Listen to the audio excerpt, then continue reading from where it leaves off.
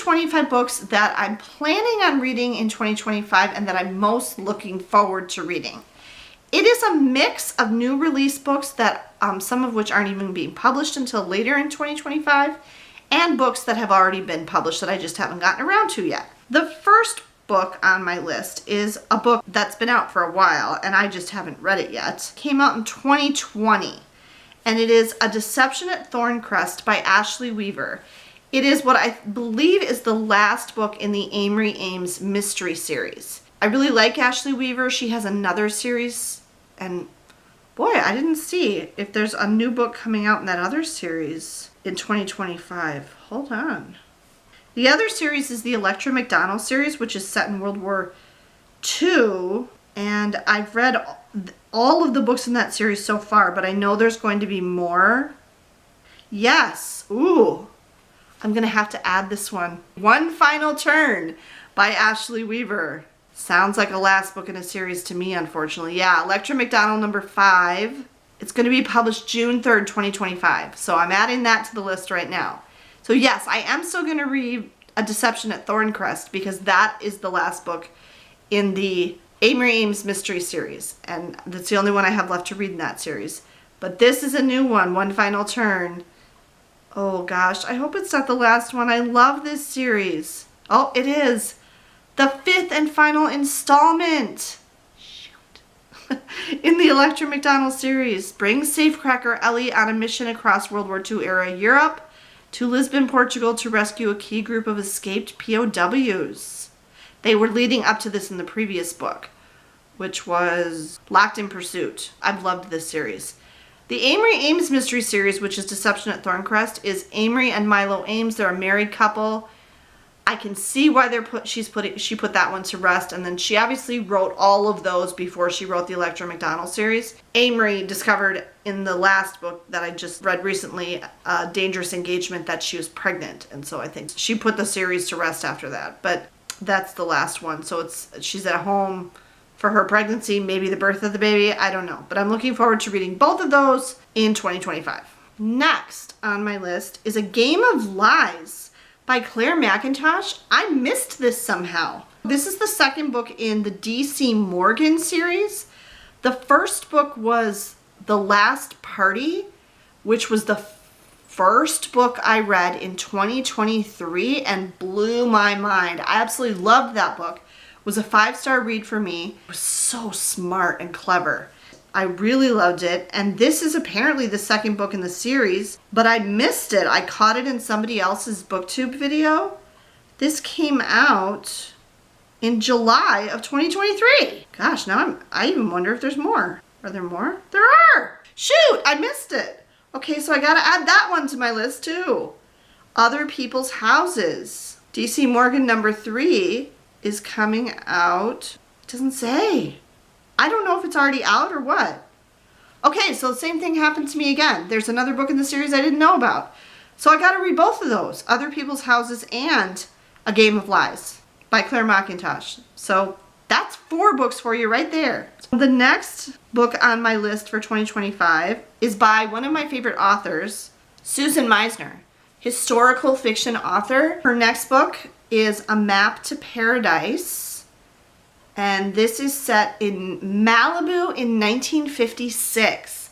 I love the whole movie Hollywood scene thing, and I love Susan Meisner. Every book of hers except one I've absolutely adored, so I'm really excited to read this book. It comes out in March. The next book on my list for 2025 is Back After This by Linda Holmes. It's expected to be published February 25th, 2025.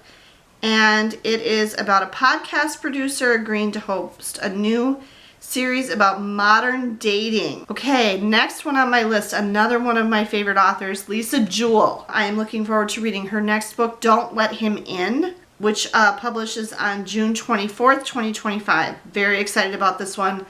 Lisa Jewell's books they're pretty dark, honestly. They're pretty dark, and she started this, I was a little nervous she wasn't going to write more like regular novels like this, because she started this new Marvels like fanfic series, I guess is what you'd kind of call it. And I was like, oh shoot, is she just going to do that now? And did you know that Lisa Jewell back in the day wrote romance novels? before she got into her kind of darker domestic thrillers that she's pretty well known for now and that I've very much enjoyed, she wrote romance novels. I've never read any of them. If any of you have ever read a Lisa Jewell older romance novel and you really liked it, would you let me know in the comments, because I'd be curious to read one and I don't know which one I should read. But Don't Let Him In sounds really intriguing. Very much looking forward to reading this one. Another great book, I'm sure, by Lisa Jewell. Next, Great Big Beautiful Life by Emily Henry. Okay, there's only 61 ratings so far, but it's got an average of 4.72.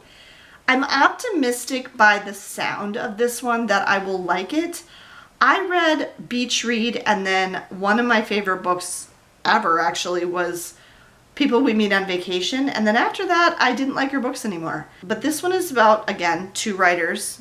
Are we sensing a theme here with Emily Henry? And they are on an island, Little Crescent Island, to write the biography of a woman no one has seen in years. That kind of intrigues me, that they're both trying to get the story out of this lady. It sounds interesting.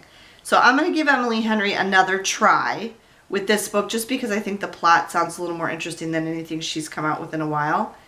And this one comes out April 22nd, 2025. Next one.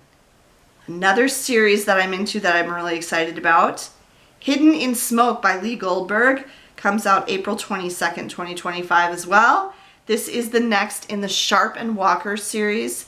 The last one, Ashes Never Lie, that I read this fall, I absolutely loved. It was so much fun.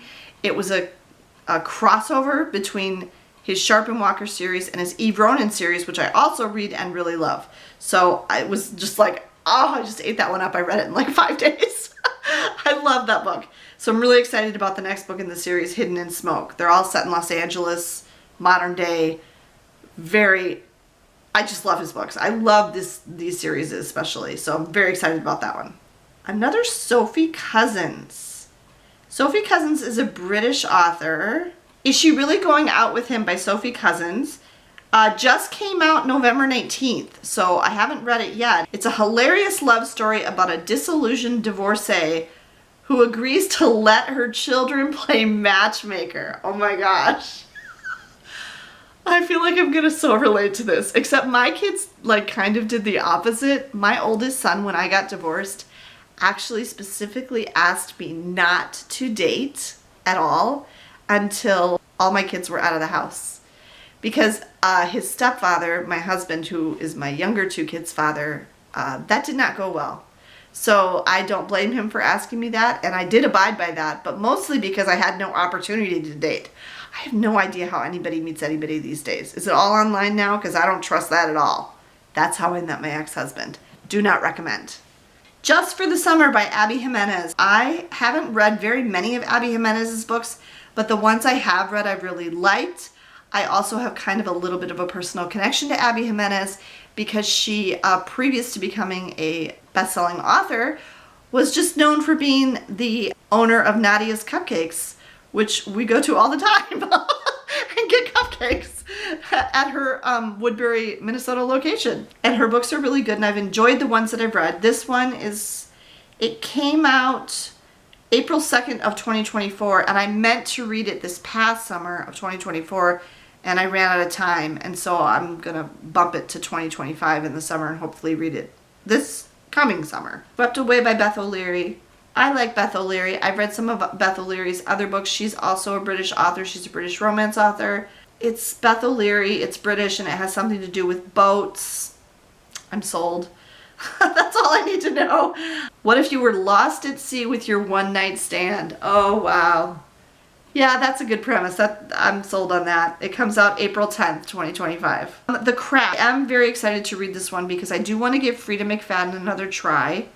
I was not impressed with her in the first time I tried to read her, but this one sounds cool. Like the concept of the plot sounds really cool to me.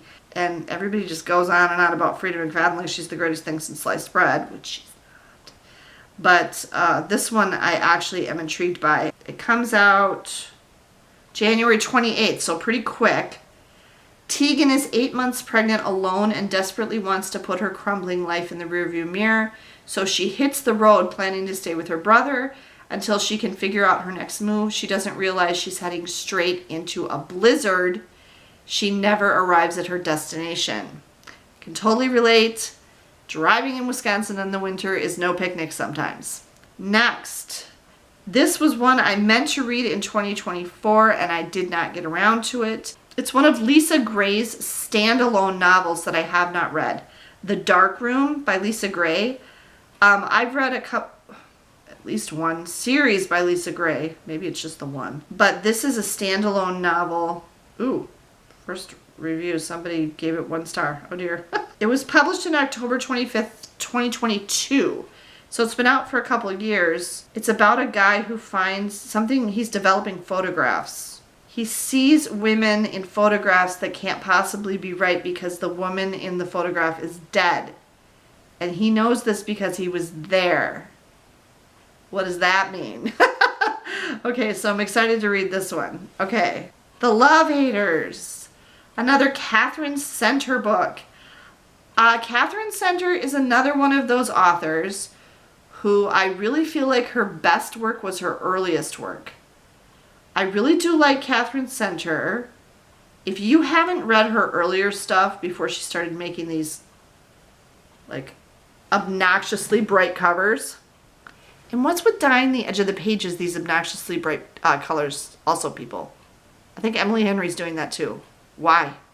Do I want my pages to be pink and turquoise? No, thank you. Okay, but anyway, I do want to read The Love Haters by Catherine Center because I do really like Catherine Center's books, most of them. I've loved The Bodyguard, Things You Save in a Fire. Oh my gosh, that's such a good book. Earlier book by her. Really, really good. Hello Stranger was kind of dumb. How to Walk Away. So, so, so good. Really good Catherine Center book earlier. I did not read the rom-commers. What You Wish For, I had to stop reading. That one hit a little too close to home, like trauma-wise, and so I couldn't read that one. But I really loved How to Walk Away, and I really loved Things You Save in a Fire. It's even like the style of her covers has changed. I don't like it. I liked the earlier stuff better, but I am excited to read this new one, The Love Haters. So it's coming out May 20th, 2025. The Rose Arbor was also a 2024 book. Reese Bowen, one of her standalone novels. I just ran out of time, didn't get to it in 2024. It's a historical fiction novel. I think it's World War II. And then like the 60s or something like that. An investigation into a girl's disappearance uncovers a mystery dating back to World War II in this haunting novel of suspense. Yeah, 1968 and then goes back to 1940s. And it was published in August 6th of 2024 and I just haven't gotten to it yet. So that's one for my summer reading list probably for 2025. Variation by Rebecca Yarros. I'm really intrigued by this one. It was just published on November 19th, 2024, so it's a new release, and I just, again, don't have time to read it this year. A contemporary romance about the summer a celebrated dancer returns home and unearths years of family secrets with the Coast Guard rescue swimmer she never forgot. Okay, another one that I didn't get to in 2024, We Solve Murders by Richard Osman. I have read the entire Thursday Murder Club series so far, and this is a new series, I guess, that he's starting. It came out in September of 2024.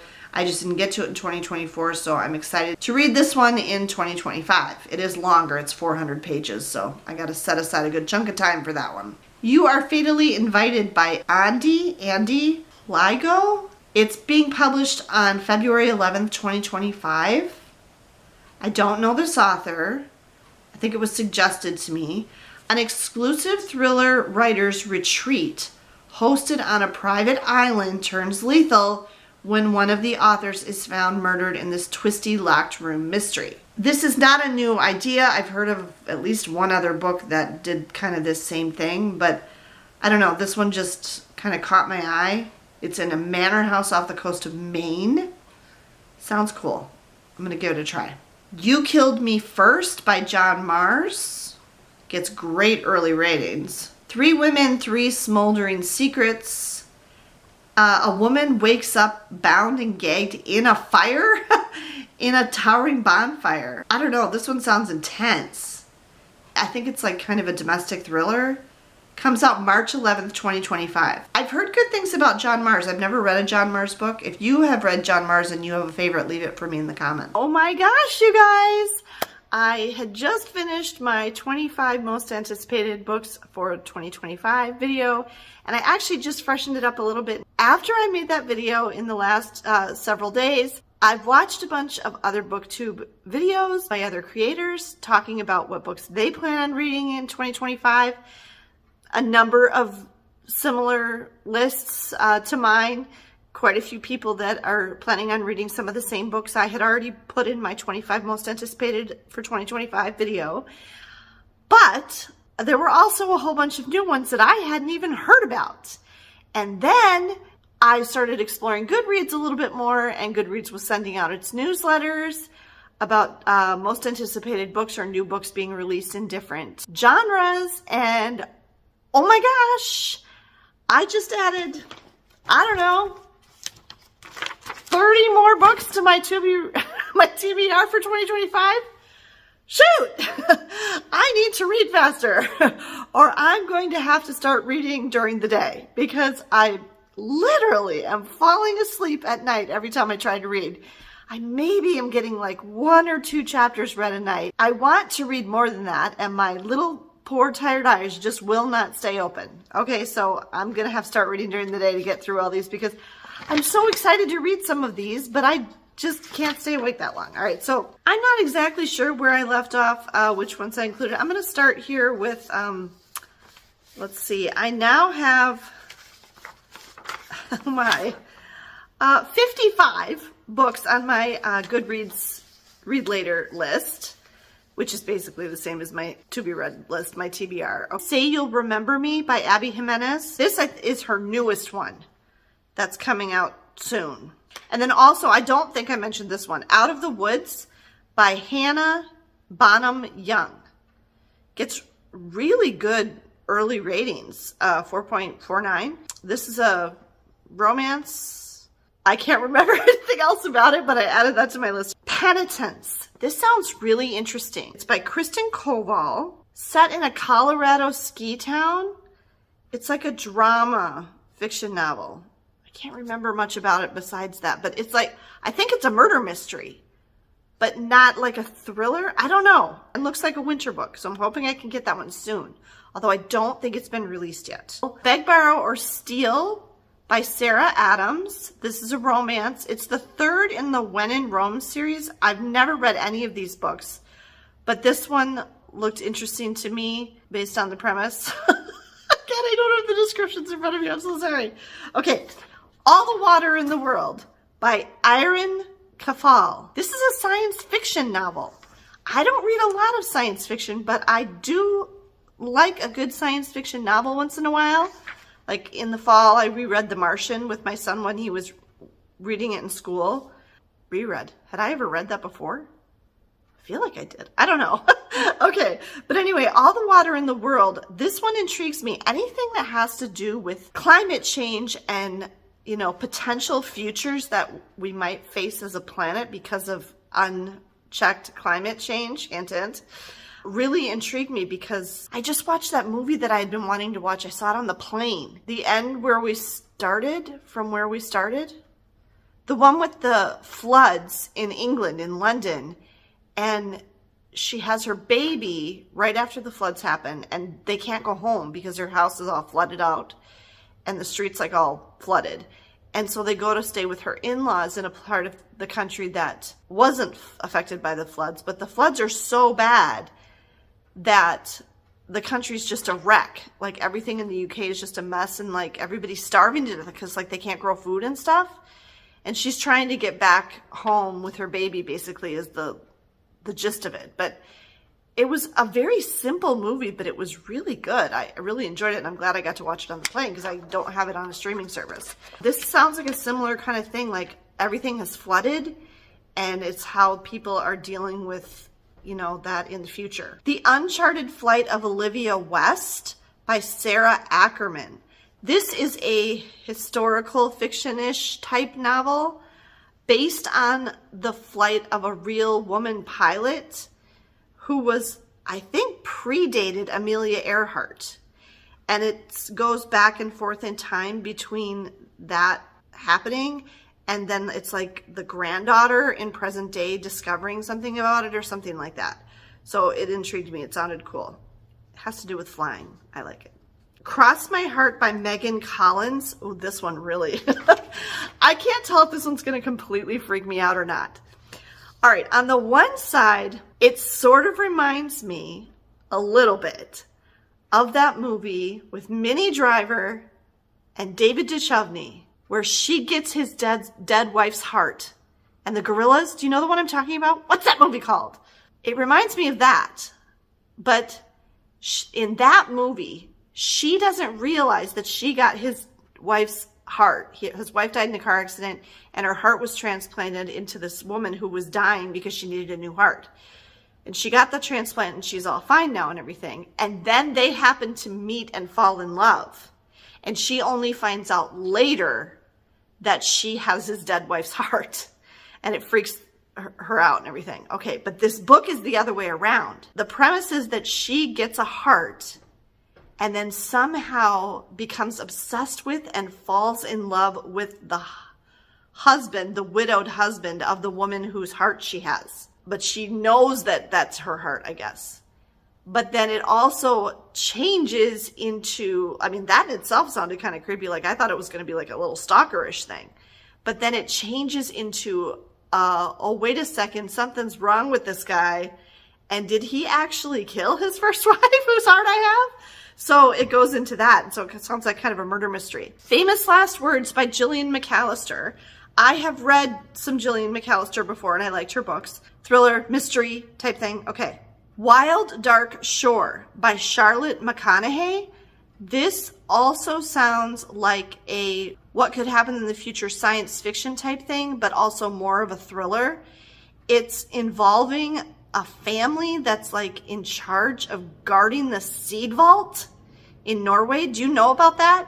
There's a seed vault, okay? I actually feel like they shouldn't tell people about it. Like it should be a secret.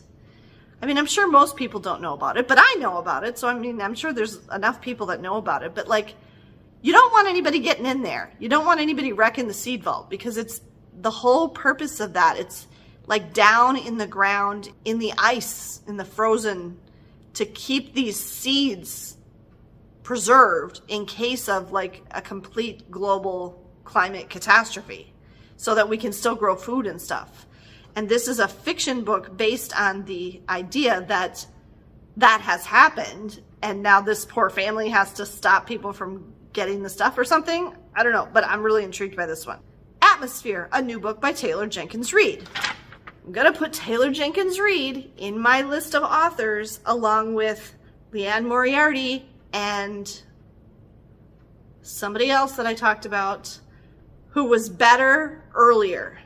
I liked Taylor Jenkins Reid earlier stuff. So everybody talks about Evelyn Hugo. That was probably my least favorite book I read by her. I liked her earlier stuff that she wrote, like One True Loves and that stuff. That older stuff was the stuff by Taylor Jenkins Reid. Now that she's gone, she's gotten kind of more famous and I think is getting more money for her books and stuff. But this one sounds really intriguing to me because it's a kind of a historical fiction novel. Well, Evelyn Hugo was too, actually. But this one's set in the 80s and has to do with a woman and the space program. And this is especially intriguing to me because we just went to Kennedy Space Center last summer in Florida. And I learned all about a whole bunch of stuff with the astronauts and the space program. And that's always been very interesting to me anyway, and especially this period. Because this would have been when the space shuttle program was going, which is what I totally remember from my childhood. My kids were really interested to learn about the space shuttle program when we went to Kennedy Space Center. They got to see the space shuttle Atlantis and all of that. And like we watched the documentary about the Challenger here at home and everything.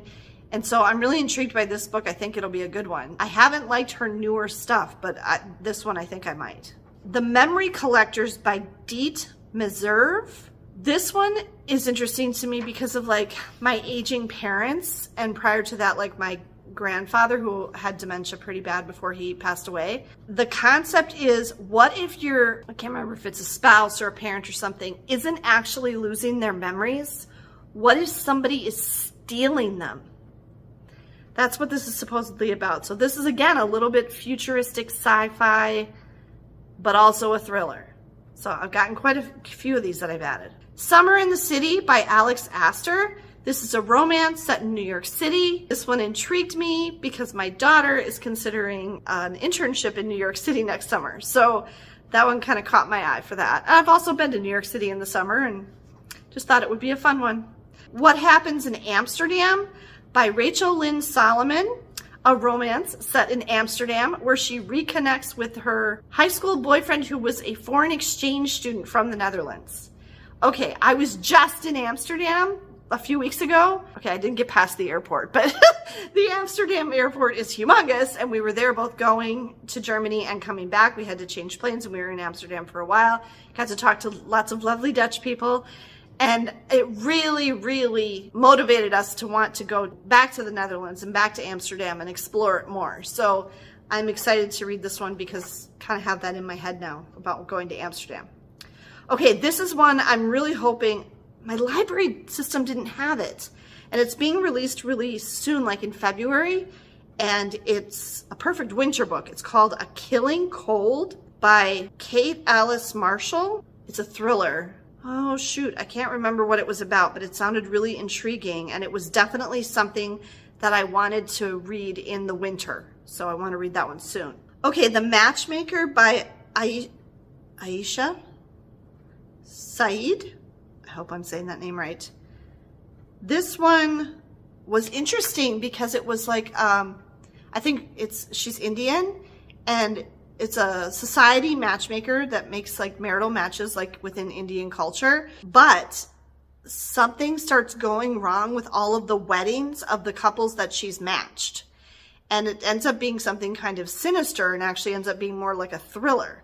So you think like it's going to be a funny romance, haha. No, it's actually like a more serious take on like something's going wrong with these matches that she made and something's up with it. Whiteout by R.S. Burnett. Another winter book that's coming out very soon that I'm really hoping to read here in the winter. Again, I can't remember the plot of this, but it's a thriller set in winter. Really intriguing for winter. Want to read it right away. Hold on, I'm going to go check on a couple of these. Okay, I'm back. All right, I backed up a little bit. Let me go back to Famous Last Words by Gillian McAllister. This one takes place on June 21st, the first day of summer, longest day of the year. And it's a woman who hears that there's a hostage situation in London, and she's worried because it's where her husband was going to be that day, and she's worried that her husband is like, could be a victim and could be involved in, or whatever. And it turns out her husband is the hostage taker. He's the gunman.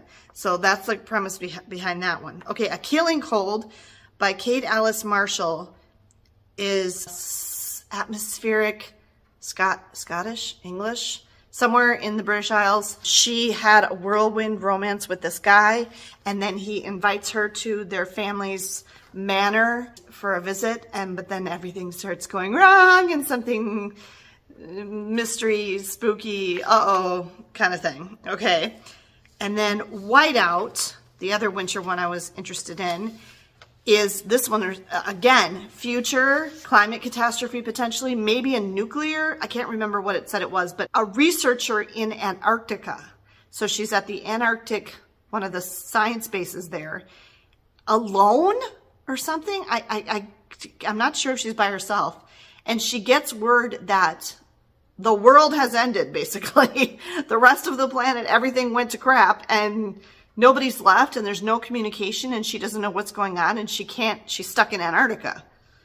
That's a nightmare situation, because they need to be like constantly resupplied and stuff like that. So that's the premise behind that one. I'm really intrigued by that one. The Woman in Suite 11 by Ruth Ware. Now, I haven't read the latest couple books by Ruth Ware because I kind of was off her, but I did really like The Woman in Cabin 10. I'm excited to see they're making a movie of that one. Keira Knightley, I think that's who's going to be in it.